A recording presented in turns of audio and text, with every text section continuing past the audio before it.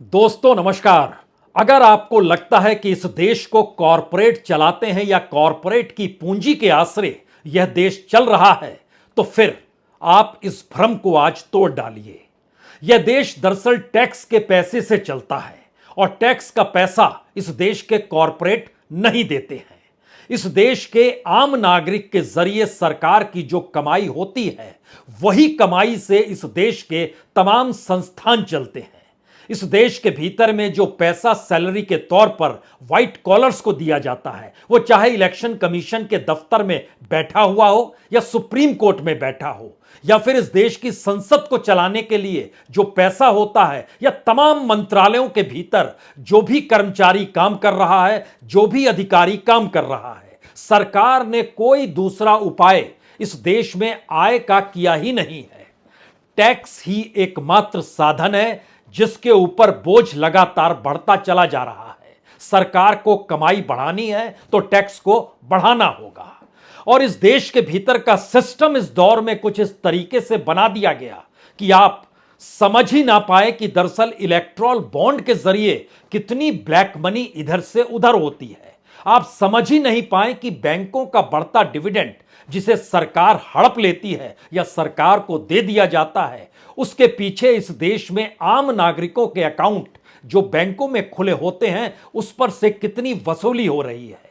आपको दरअसल पता ही नहीं चलता है कि इस देश के भीतर में जो भी टैक्स कलेक्शन है, अलग अलग माध्यमों से उसमें योगदान कॉरपोरेट का नगण्य होता है, और आम लोग या कहें गरीबी की रेखा से जो नीचे पड़ा तबका है, जिसकी तादाद करोड़ों में है, उनसे एक एक पैसा भी बटोरते हैं तो करोड़पति एक झटके में सरकार हो जाती है।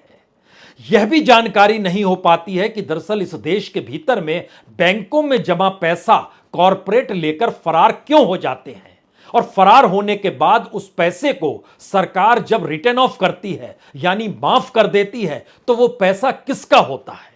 इस देश का पैसा, इस देश के आम लोगों का पैसा, इस देश के गरीबों का पैसा, इस देश के टैक्स पेयर का पैसा। हमें लगता है कि आज एक एक पन्ने को जरा पलट के समझने की कोशिश कीजिएगा, क्योंकि यह आपकी जिंदगी से जुड़ा हुआ पन्ना है, और इन बातों को इस देश का मीडिया अगर दिखाने लगे तो हो सकता है आपकी आंखें खुली की खुली रह जाएं, और यह भी हो सकता है आप एक झटके में यह मानकर चलें कि इस देश को बेचने के लिए आप अपने नुमाइंदों को चुनते हैं। इस देश को बेचकर अपनी रईसी में यह सत्ता और सरकार कैसे पैसा खर्च करती है। हर चीज को नियम कायदे में अगर बदल दिया जाए, यहां तक कि किसी बड़ी कंपनी को अगर खुद को दिवालिया घोषित करना है तो उसके लिए भी एक कानून बन गया जो एनसीएलटी के जरिए उसको देखा परखा जाएगा, और जो खुद को दिवालिया घोषित कर रहा है उसने अगर इस देश के तमाम बैंकों से लोन ही क्यों ना लिया हो, वह भी माफ हो जाएगा, और सरकार उस बैंकों पर कोई बोझ ना पड़े उसके भी रास्ते निकाल लेगी। लेकिन आम आदमी का जिक्र या इस जनता का जिक्र आज मत कीजिएगा, क्योंकि इस देश को चलाने वाले आप ही हैं, और आप ही इस देश को चलाने के लिए वैसे लोगों को चुन लेते हैं जो इस देश को निजीकरण यानी प्राइवेटाइजेशन, इस देश की कीमत को लगाने की दिशा में यानी मोनेटाइजेशन, और इस देश में चलती हुई सरकारी कंपनियों को बेचना यानी डिसइन्वेस्टमेंट, इसी दिशा में बढ़ जाते हैं। शुरुआत करें उससे पहले दो तीन बातें साफ हो जाए।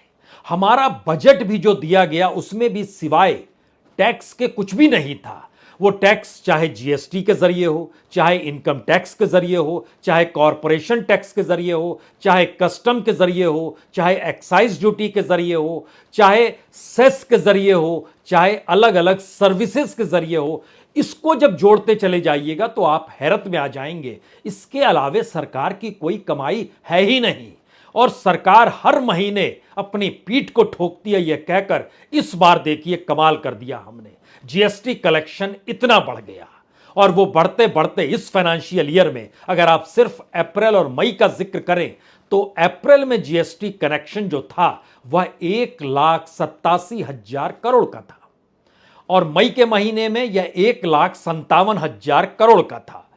दोनों को मिला दीजिएगा यो 3,44,000 करोड़ होंगे। इस फाइनेंशियल ईयर में 10 महीने अभी और बचे हुए हैं।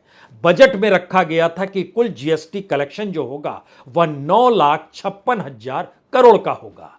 तो एक लिहाज से 30% तो अभी जुड़ा दिया गया 2 ही महीने में, और बाकी 10 महीने बचे हैं तो जीएसटी कलेक्शन और ज्यादा होगा। यही हालत इनकम टैक्स की होगी, यही कॉरपोरेशन टैक्स की होगी, यही कस्टम की होगी, यही एक्साइज की होगी, यही सेस से जो पैसा आपसे लिया जाएगा वह भी होगी, और यही जो अलग अलग सर्विसेज पे जो लगाए जाते हैं टैक्स, वो चाहे ट्रांसपोर्ट की सर्विस हो, चाहे कम्युनिकेशन की हो, चाहे एनर्जी की हो, सब पर वो पैसा वैसे कलेक्ट किया जाता है।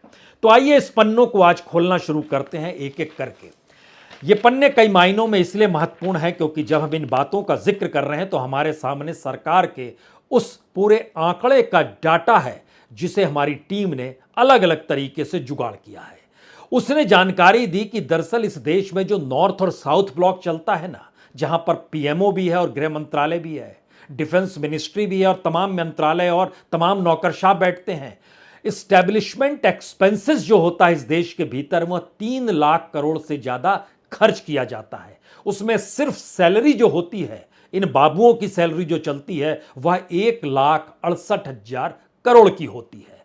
इस 1,68,000 करोड़ की जब हम उन अधिकारियों को, बाबुओं को पैसा देते हैं तो एक जहन में, आपके जहन में यह बात आनी चाहिए, इस देश में जो गरीब कल्याण योजना है उस पर भी तो तकरीबन इतना ही पैसा खर्च किया जा रहा है, लेकिन उसके जरिए इस देश के 80 करोड़ लोगों को 5 किलो अनाज दिया जाता है।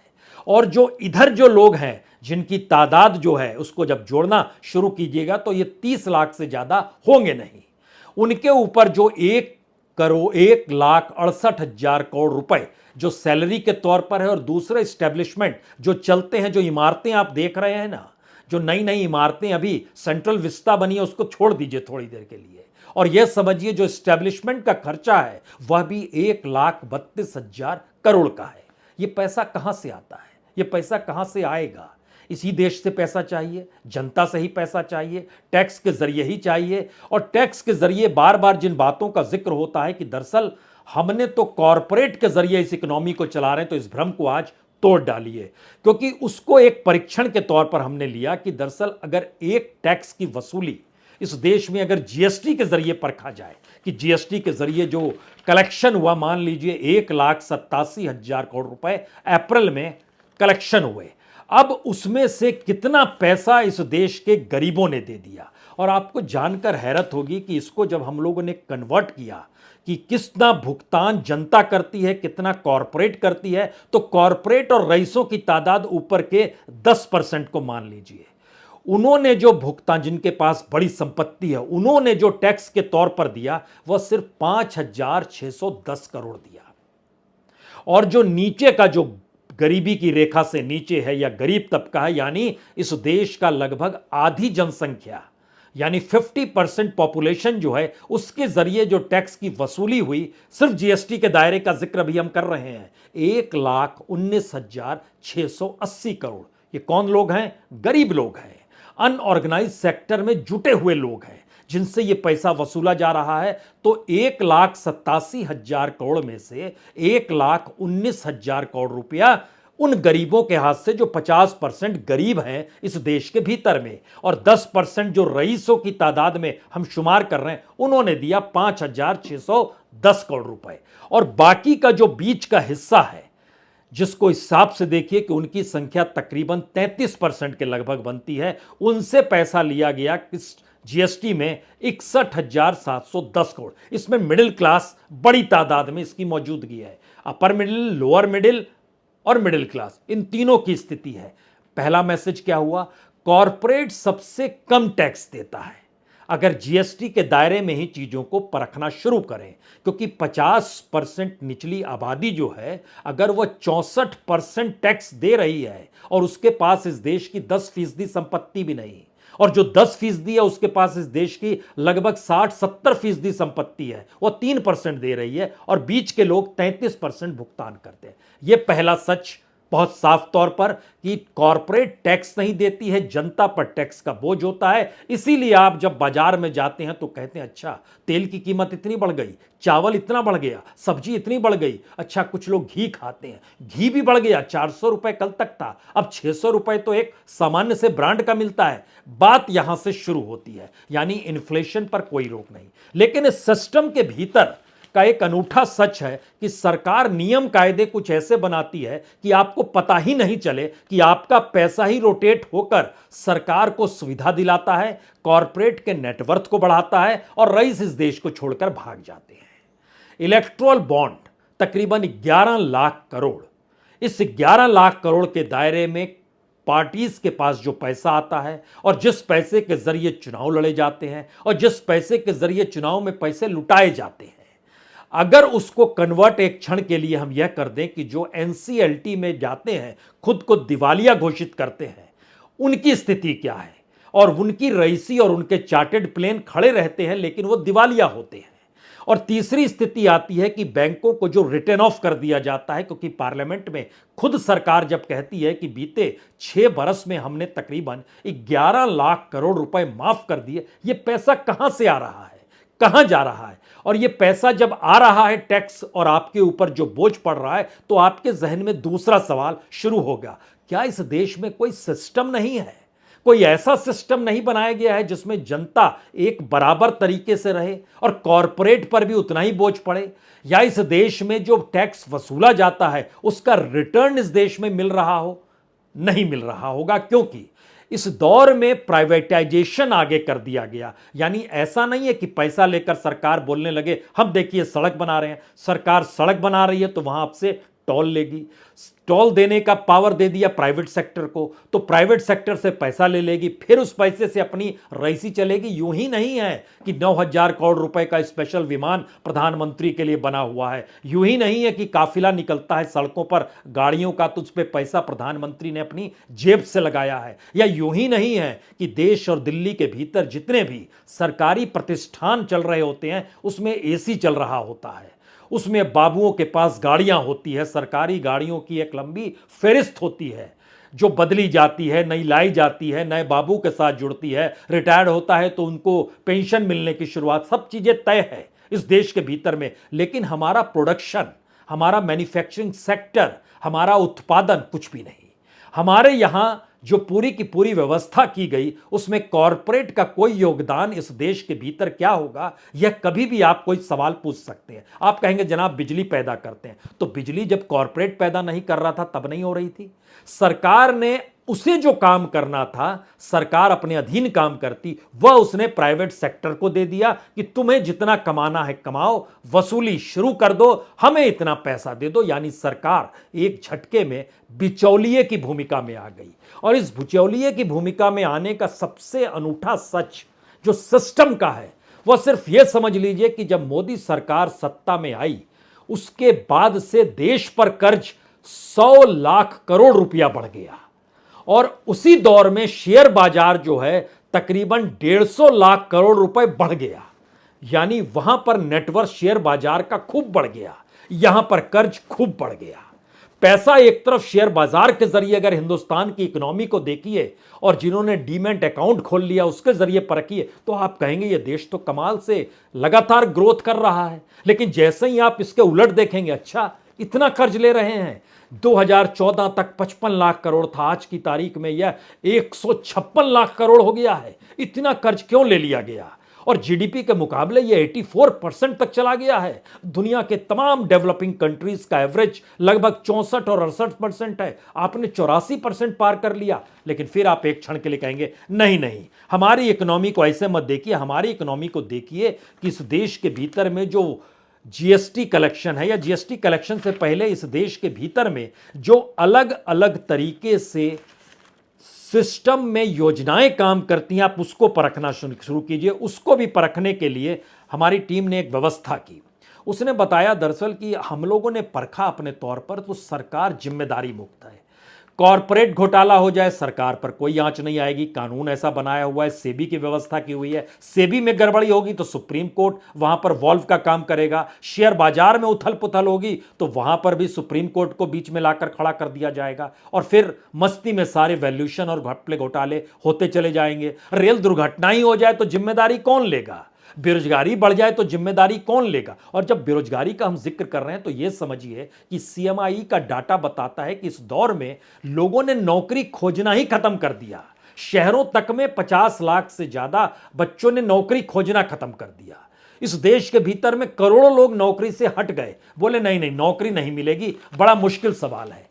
अब जब इस पैसे का हम कलेक्शन लगातार कर रहे हैं, अब यहां पर दो तीन बात और साफ होनी चाहिए। पहली बात यह है कि जब हम आपसे यह कह रहे हैं कि बड़ी तादाद में लोगों ने खुद को नौकरी से अलग कर लिया, खोज से बाहर कर लिया, तो एक झटके में वह संख्या इस देश के भीतर में 1 करोड़ से ज्यादा की हो गई।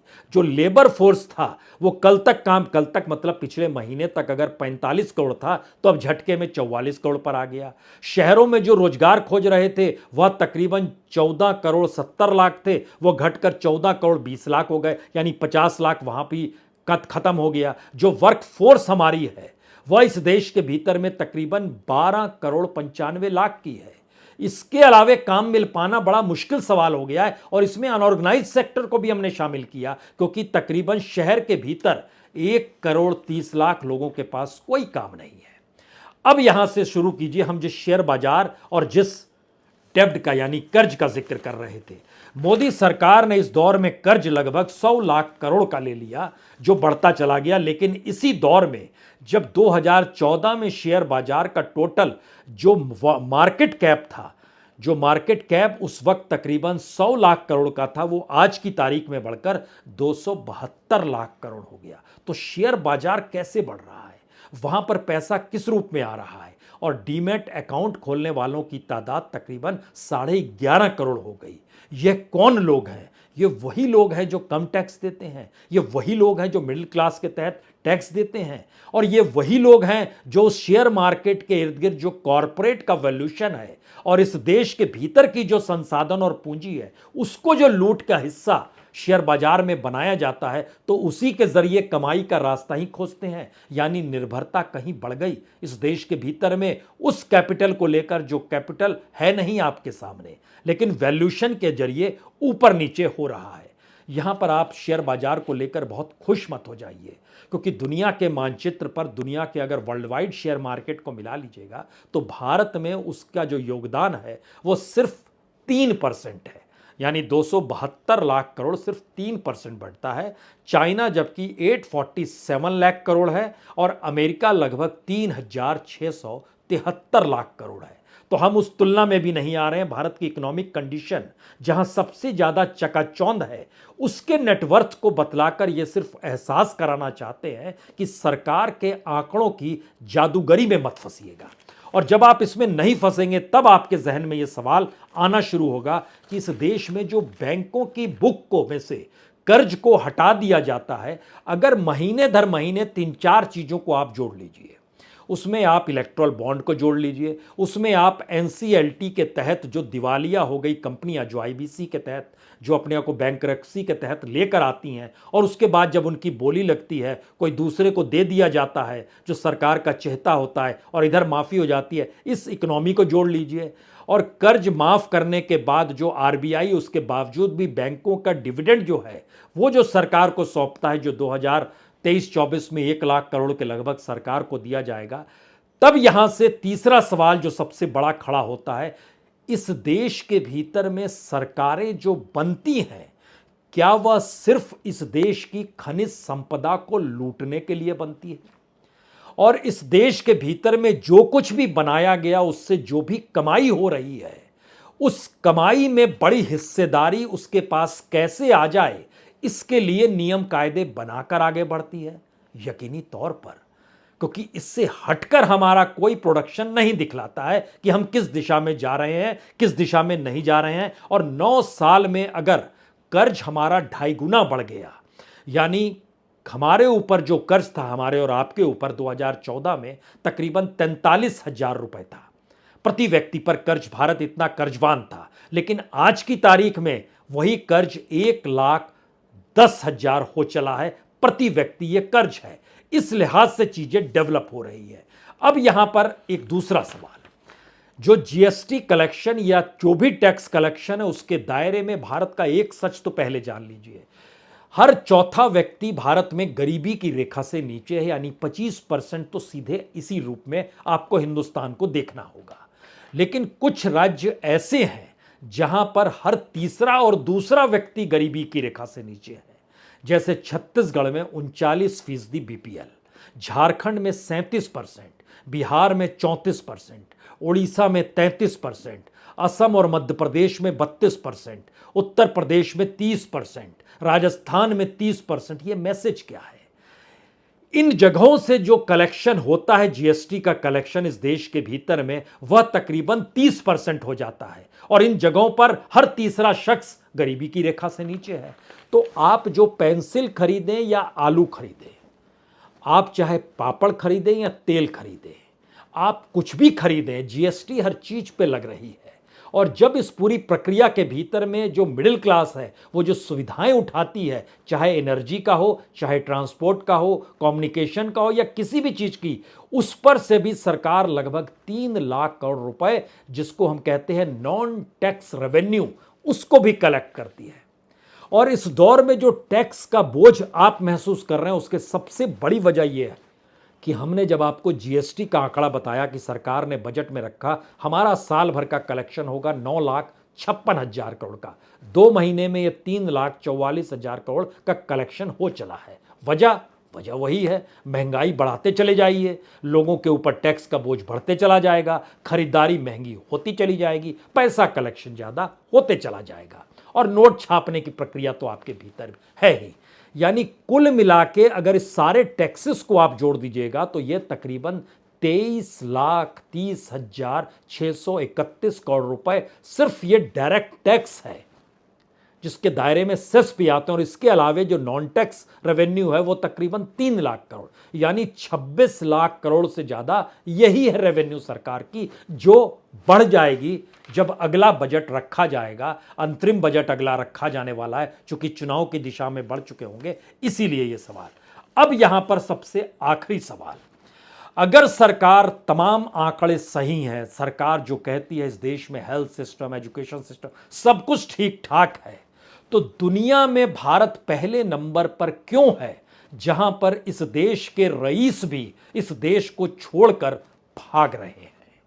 और उनसे जब जानकारी हासिल की एक इंटरनेशनल तरीके से, और उसमें एक ऑक्सफैम की संस्था है, कुछ और 2 संस्थाएं हैं, अपने अपने तरीके से सब ने एक एनालिसिस किया कि जो मिलीनियर्स बिलीनियर्स देश छोड़कर भागते हैं उसकी सबसे बड़ी वजह क्यों, क्योंकि भारत के भीतर से एवरेज 7,000 रईस जो हैं हर बरस छोड़कर भाग रहे हैं और 56,000 का आंकड़ा सरकार के विदेश मंत्रालय के पास पड़ा हुआ है। इतने लोगों ने देश छोड़ दिया।